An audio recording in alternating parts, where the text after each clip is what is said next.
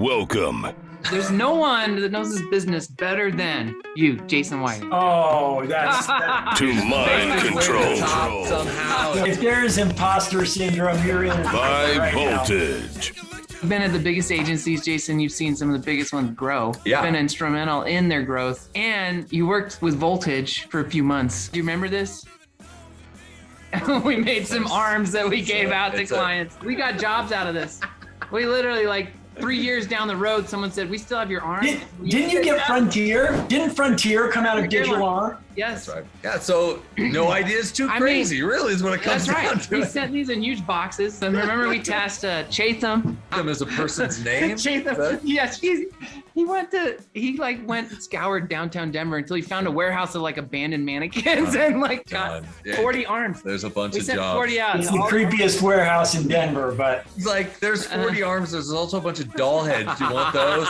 And we got huge boxes, sent them to like 40 clients, and That's great. most of them sent us a picture like, who are you guys? No thanks. What the heck's going on here? I'll pass. Dateline didn't contact us. Yeah. Now we're on some But we did FBI get watch some list. jobs. It's awesome. I'll never forget the first time I said this to Eric. I'm like, hey, we need to get mannequin arms, and he's like, and knowing Fowles and how many crazy things he's done, and he gave me that look like, wow, this guy might be crazy. Well, that's Jason. Thanks for coming today. We're super stoked. We've been telling everybody about you, and we said, "Hey, this guy may have invented the first website." and I know that that's not true, but I also know that there's a hint of truth to it. I started back. Accenture recruited me out of business school. I happened to graduate from business school at just the right time when the internet was taking off, and I got plugged into Accenture when they were starting to do some of the bigger commercial internet installations. People say, oh, well, what are some of the things you worked on? I think there's only one that still survives today, and that's wine.com. Come on! It's like because alcohol and pharmaceuticals always make it. One of the important things that I would tell anybody who's just jumping into our industry is that always stay ahead of the curve and, be thinking about what's next. Because if you don't, you're going to get passed by pretty quick. Did a lot of those people who were naysayers on the internet, are they still around? I mean, you can find a bunch of them saying the same thing about cryptocurrency and NFTs. And I'm telling you, we're at this point in this curve. I think the only constant in our business is change. Yep. Right? We have creative skills, management skills, but you just have to learn to adapt them to the market. Yeah, absolutely. I mean, you're totally right, Eric. New technologies, new channels, new competitors. The only thing that's consistent is change. And you have to look at it as potential and not something to worry about. But again, if there was anything that kind of shook people up about, digital or online, especially e-commerce, just to see Shopify explode during COVID, because if you weren't ready, you had to spend money and you had to move fast to get yourself where you needed to be. And if there's anything that we learned from COVID, it's that, you got to be prepared for stuff to come out of left field.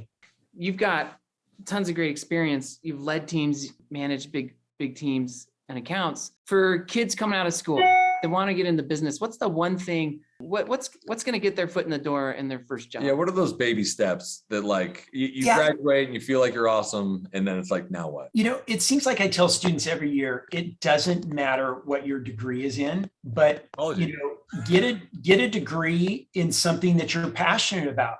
And the thing about it is I can take a passionate person. I think one of the best account directors I ever had, she was pre-med. She was going to be like a brain surgeon. She was smarter than the three of us put together, but she was really passionate. And you can take that energy and you can direct it. Do something in your undergrad that you're really interested in. Like somebody told me that, that they were studying archaeology. I'm like, that's awesome.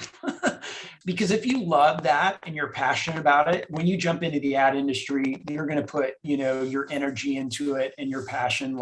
There's one other thing I tell people, and that is if you can write well, you can get a job for $60,000 tomorrow. And so as long as you're in school, learn to write well. I always say that's why I got my job on Capitol Hill, how I got started, is I could write well. And then the other one, just have a grasp of presentation skills. So much of our business is about presenting and how you carry yourself. And it's amazing how many people, if a presentation is done well and you weave in the right stories, people are like, sign me up.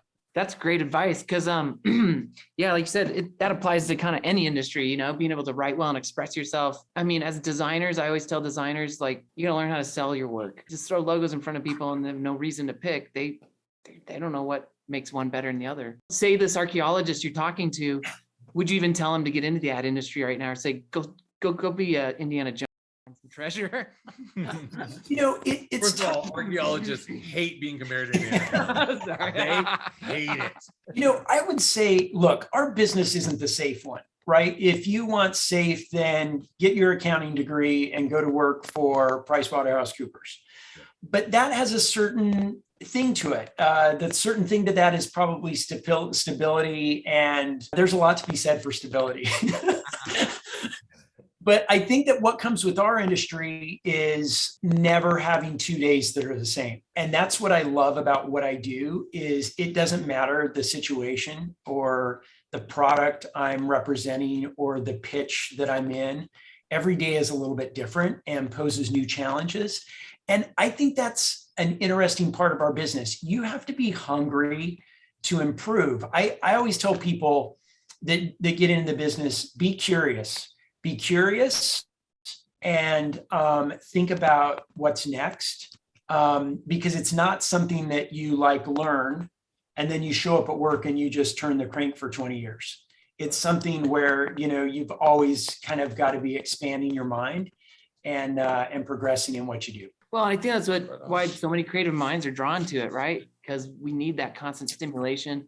And it puts you square in the middle. Like you said, we're out on the front looking at innovation, people that are super observant, that can see where the trends are. There's a lot of unsaid things that come into our business that make you good at what you do in our business. What do you feel like some of the twists and turns in the industry are happening right now? Are there any that come to mind? Or just 2 days ago, Dentsu, one of the biggest creative agencies in the world, announced that they were consolidating all of their creatives globally. And I think that there's something that comes from doing things together instead of doing things separately. And, I think that even big companies, consulting firms like Accenture and the creative and marketing aspects that they've added, to their business, I think that there was this time when it was like, oh, I'll go to this boutique agency or this boutique agency. And now I think people are looking for scale. And the only problem with scale is you usually end up with more vanilla ideas. Whereas if you go to smaller, more nimble teams, I think you get, more progressive, more creative ideas. And so it's just interesting where we're going right now, where it seems like clients are gravitating towards scale. And I get that from especially an efficiency part of it. There was a story about a massive client who had 140 agencies on their roster. And now they have 6 agencies on their roster. And they saved $50 million last year by doing that. That's a lot of money. And so you'll sacrifice a bit of the creative piece to save that many dollars. And it's just interesting to, see some of that happening. But, it seems like every week I see another agency pop up who has a unique and interesting point of view. And I think that's the story of our industry, right? There's going to be big holding company and consolidation, and there's always going to be an upstart who thinks that they have a progressive idea in a way or an angle that they're going to approach it a little bit differently than somebody else. Do you think a lot of it, you see that vanilla with the scale, basically toning down and softening the edges on a lot of that? Is that because there's so many I don't want to say committees, but basically hands that it has to go through in a lot of ways. So if you're looking at a huge client, it's not just one guy's like, this is how we're doing it, and everybody else is on board. It's committee after committee after committee. Is it because there's a lot of people, like I've seen it in comedy, where you come in with an idea and these are funny ideas, and like, well, why don't we add a dog to that? And you're just like, stop adding monkeys and dogs to these situations. It's just an office. That's all it is. That's all we're working on it. Or it's just a joke about a blah, blah, blah. And you see that and it numbs it down and drops it down. Do you see the same thing sort of happening on your side? Or is it because it needs to reach a larger audience? And so you get a skull with a something, and it's not as well, I think if you go like straight to the top, and this is something Eric and I have seen, over the past, especially I would say the last 10 years, CEOs used to be really voice focused and they used to be really marketing focused, right? And now they're very finance focused, especially if you're publicly traded. And so I think over the years that CEOs have drifted more into the CFO role, where they're so worried about the numbers that they've got to play it safe. And I think that's why you see CMOs turning over I think the average now is like 14 months for the top 100 brands. That's not great, but at the same time, we're in this, what have you done for me lately kind of mentality. And I think it's different when stock prices are driving a lot of what companies are doing with their advertising. So it's an interesting thing that I think starts at the top. And I wish we'd have a swing back where CEOs were more focused on messaging and appearance and how they go to market and what their go-to-market strategy is, as opposed to just like, hey, we're just going to make decisions based on how the stock's doing. Jason, how do you keep yourself charging forward? What gets you fired up, Kombucha. Yeah, I mean, look, I think if I had a formula, and look, everybody's formula is a little bit different, but I think it's important to figure out your formula. But I think determination, like, you are going to have doors closed in this business, and you've just got to be able to deal with that.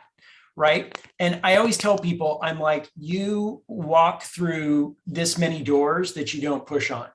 And so push on every door that you get a chance to push on. And then I mentioned it earlier, but desire to learn, right? And that hunger to improve and always be learning. And then I think the other part of it is I think you got to be a bit crazy, right? You got to come up with some stuff that you think might just work. There's a formula, right? Crazy stuff that you think might just work. And then you couple that with some positivity, and then you work hard to make sure it doesn't go wrong. And I think that's kind of the formula that I've used over the years, to take the best of what we have from a business standpoint, but couple it with ideas, which sometimes are crazy.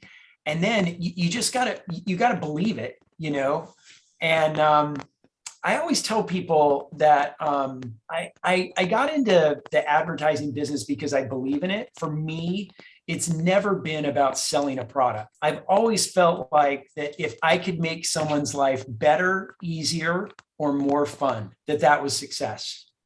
And so I don't even feel like I'm selling. I feel like that I'm making someone's life better, easier, or more fun in what we do every day. And that's awesome. Yeah, that was like my follow-up, because if you take the money out and you take the, whatever role it says on LinkedIn, that's, awesome. And, people will put up whatever you can put on there to make it look like it's a bigger deal than it is. You take all that out. That's the drive. That's the motivation, right? Because you have to be able to find that extra piece in order to keep doing it. Because you go and be president of another agency somewhere, that's fine. But why? You know what I mean? Yeah. Or you get to do, it's big jobs, small jobs, but if you can find that motivation, you can find the reason for being there, that's what keeps you there. Well, and that's the thing about it, is that to me, it was always the business side of art, right? Yeah. I get to play with art in a business sense, to the effect that I get to make a difference in a client's business. That's all I want to do. If I make a difference in their business, that's success.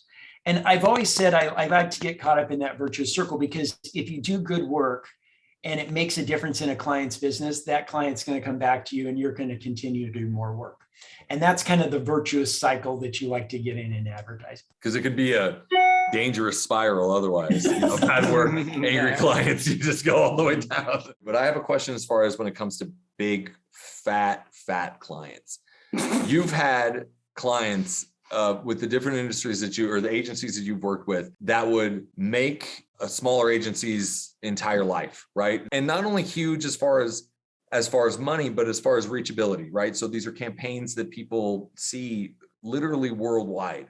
And I think that's amazing because they do affect people. People can still remember funny commercials or campaigns that change their lives or whatever it may be. So what is like the thing that you like, all giant clients have this in common? And it's like, oh, they don't like to be talked down to, or, oh, they don't like people coming in with their own ideas, or, you know what I mean? Like they all have the sort of like people over prepared for this pitch or whatever it may be. They all have to have something that's in common where you go, look, next time we pitch a client that's this massive client, we're going to remember that thing that Jason said. He said it just varies. That's why I said that, just about every engagement that I've been involved with is a little bit different. And so you approach it a little bit differently. I don't think that there's like a formula that you go back to. Not one thing that's a secret thing that you could tell us about. Dang it. Not really. I mean, look, I'll tell you one story. We did a lot of work for ExxonMobil. It's a company that a lot of people are like, oh, we might not want to work with them because it's a big oil company. But one of the things we found out at Exxon is there was like a ton of engineers. And so we came with this idea of why don't we try to inspire the next generation of engineers, but not just the next generation of engineers, but the next generation of women and people of color. Exxon loved that idea. And it was something that they could really get behind because they have a history of amazing engineers that have worked for their company forever. It's really neat when you not only come up with an idea that the client loves, but also you feel like is making a difference in the world. And those don't come along very often. Most of the time, I'll just tell a quick story really fast. When we first moved to New York City, those little mixers you have with your kids when they're in elementary school and all the parents get together and like have a parents' night where you meet up. And I met this guy and he was clearly a trust funder, but I said, what do you, typical talk. I'm like, what do you do? And he's like, I've just got back from sub-Saharan Africa where we've been delivering fresh drinking water to people who have never had drinking water in their village before. Yeah. And he goes on to tell me like this 5-minute story about what they're doing. And he's like, so what do you do? And I'm like, I try and get kids to buy more video games. and he's like, the first words out of his mouth were, no, really. No, and I'm like, no, actually, I work with 3 of the 5 largest video game developers in the world, and we try and get kids to buy more video games. And so, look, you put it in perspective, right? Everybody has a different opportunity or something to do. I just think that doing something that you love, and here's the important part, not just doing something you love, but when you find a group of people that you love doing it with, never leave that job. There's probably 2 jobs I should have never left because the people I was doing it with, that was where a lot of the magic, where it happened. It wasn't just what we were doing, but it was who we were doing it with. That's a piece of advice that's super important because when you find a team that you love working with, you're gonna do amazing work. Yeah, that's awesome. Yeah, and you spend so much time with them. That culture is really important. That's your day. There's a line in the Nike founders book, Shoe Dog, that's similar to this story, but I'll never forget coming home from work. London said to me, Dad, where were you? And I said I was at work. And she said, Mom said you were playing with friends. There you go. And I was working and I was playing with friends. And that's a great combo when you find it. Dude, thank you so much, Sweet. man. That was great. It's hard laser time. Yeah, it's lasers. We're gonna throw a lot of lasers in here, a lot of coaches. There's gonna be an explosion here. Monster truck, boys. Sit back and lose control. It's gonna be fantastic. Good to see you guys. Thanks, man. Talk to you Take later. care. Talk to you soon. A mind control exclusive.